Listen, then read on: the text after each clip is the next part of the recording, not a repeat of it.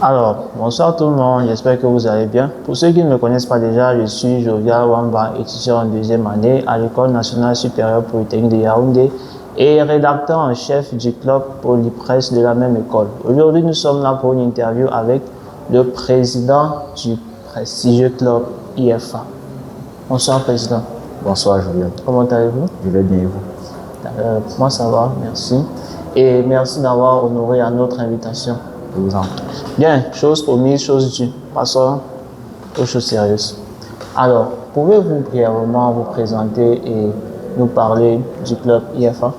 D'accord, je suis l'étudiant Voilà Issouma Jean-Rigobert, élève ingénieur en ingénierie financière au département de modélisation et application industrielle. Je suis en 4e année. Et concernant le club? Concernant le club, j'occupe actuellement la position du président du club ingénierie financière et actuarielle de l'École nationale supérieure polytechnique de Yaoundé. D'accord. Et en gros, c'est quoi le club IFA? D'accord. Pour faire simple, le club IFA est un rassemblement d'étudiants. On a tendance à le dire, c'est une famille réunie autour des mêmes problématiques qui sont la culture financière, le réseautage et établir une certaine cohésion dans la manière de faire et dans la manière de se comporter. D'accord.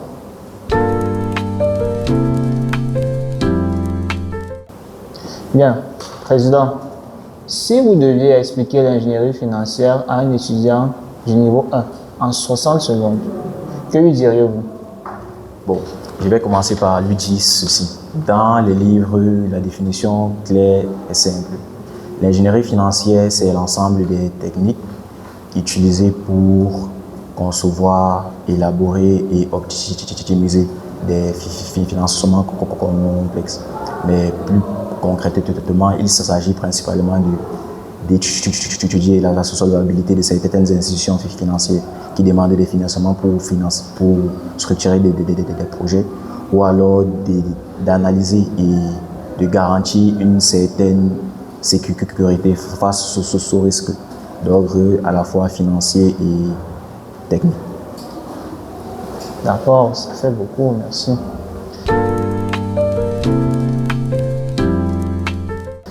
Pourquoi avez-vous choisi de présider le club IFA? Bon, la vision, pourquoi j'ai décidé de présider le club IFA?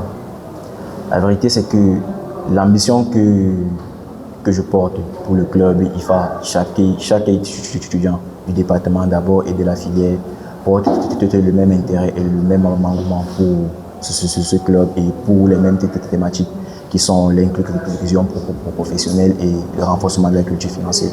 Mais comme dans toute initiative, il faudrait que l'on fasse les choses d'une certaine manière.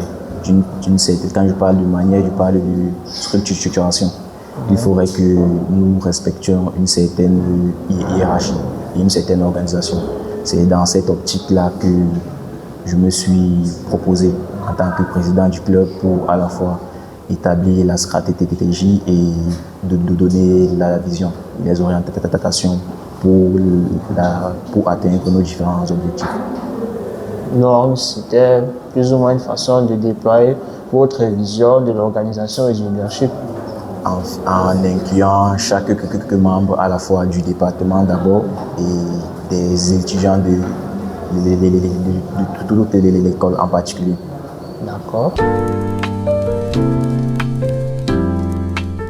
Pensez-vous que tout étudiant devrait intégrer le club IFA?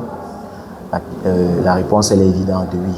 Tout simplement parce que en tant qu'étudiant et futur travailleur, futur professionnel du secteur de l'ingénierie, nous n'allons pas forcément travailler dans des institutions financières, nous ne serons pas forcément des financiers, mais la vérité c'est que nous allons générer énormément de revenus.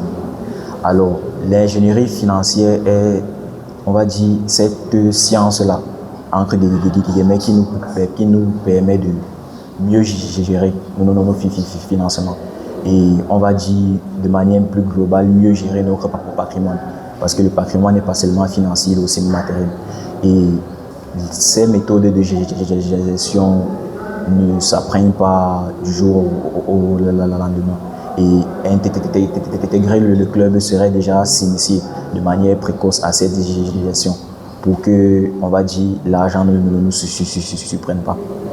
D'accord. Donc, en fait, l'art de gérer les finances est un atout indispensable dans la vie professionnelle. Oui. Donc, l'idéal serait pour tout étudiant de saisir cette opportunité pour plus ou moins acquérir certaines bases. Oui.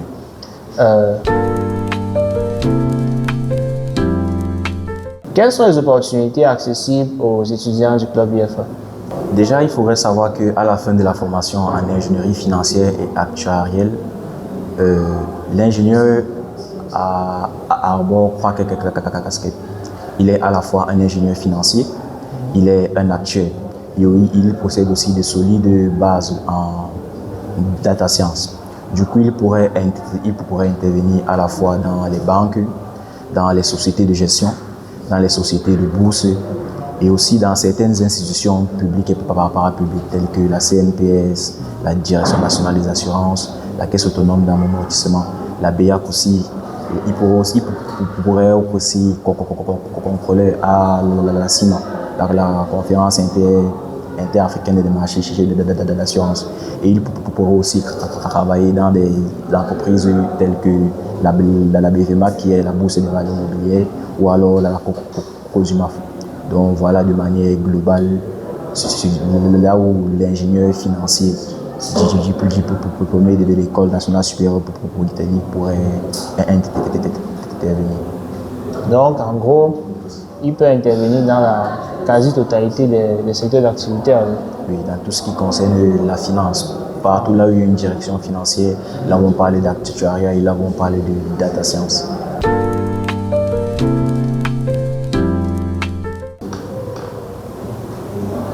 Quelles sont les initiatives prises au sein du club IFA qui aident les étudiants dans l'insertion professionnelle? La première initiative qui est prise au sein du club IFA, c'est le contact direct avec les professionnels du secteur. À travers certains colloques que nous pourrons organiser, il sera question de parler à la fois des thématiques directes du cadre financier actuel dans la zone somale. Et cela ne peut se faire que par des experts du secteur qui font ensemble de manière continue et qui ont fait de ça leur vocation. Du coup, après ces séances de travail et d'éducation, on mettra les membres du club en contact direct avec ces professionnels-là dans le cadre d'un certain accompagnement et aussi pour des conseils.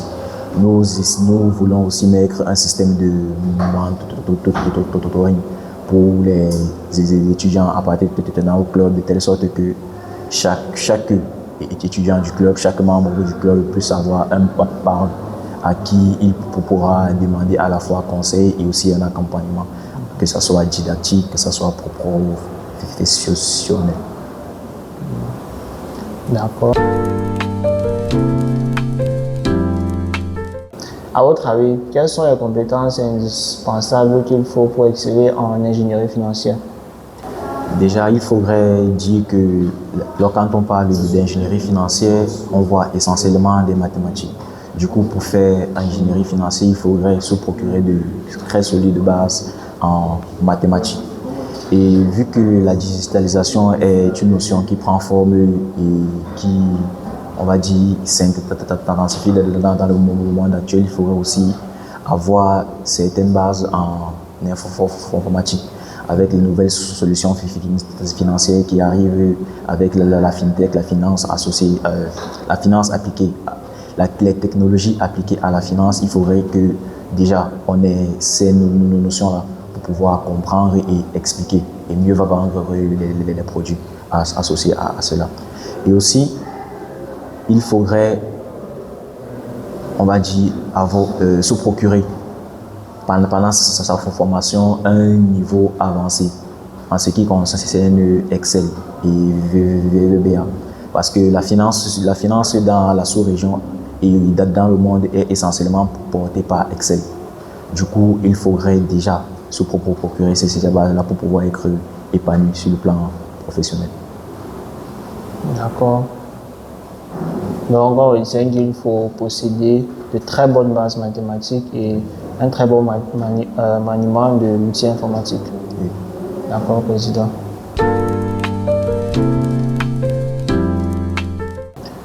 Bon, pour vos cadets qui sont au MSP1, MSP2 et qui désirent choisir cette filière, quels conseils pouvez-vous leur donner?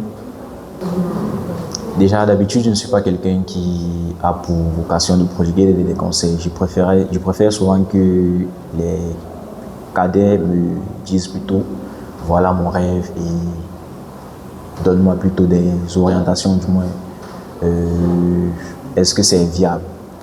Mais en termes de conseils, ce que je pourrais donner à quelqu'un qui voudrait faire ingénierie financière, il faudrait savoir que c'est vrai, la formation, elle est solide, c'est un projet vraiment d'envergure et qui donne vraiment de la motivation.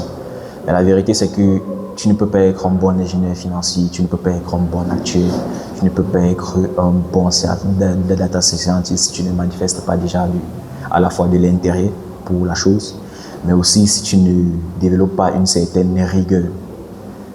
Dans le cadre de la vision du club, nous l'avons résumé en 5 mots. Nous avons parlé de rigueur, nous avons parlé de professionnalisme, nous avons parlé de communication, d'implication aussi. Parce que lorsqu'on parle de professionnalisme, c'est plus le fait que ta manière de travailler, tes rendus doivent à la fois doivent toujours respecter une certaine forme, une certaine cohérence, à la fois visuelle et aussi dans son compte, de telle sorte que lorsqu'on prend un document que tu as produit, on sache directement que c'est toi. Même s'il n'y a pas ton nom, que l'on sache quand même dans la forme que c'est toi. Et lorsqu'on parle de rigueur, en finance, l'oubli d'un seul zéro peut te condamner pour toute ta vie. Du coup, il faudrait que en ancrant là-dedans, que tu sois suffisamment concentré, suffisamment attentif et suffisamment attentionné pour savoir que tu n'as pas droit à la blague et il faudrait qu'à tout moment, tu puisses être capable de fournir un résultat excellent. On ne te demande pas de fournir un bon travail, on ne te demande pas de fournir un travail acceptable. Il faudrait qu'à tout moment, tu sois à la fois excellent et innovant. Donc, voilà de manière brève ce que je peux dire.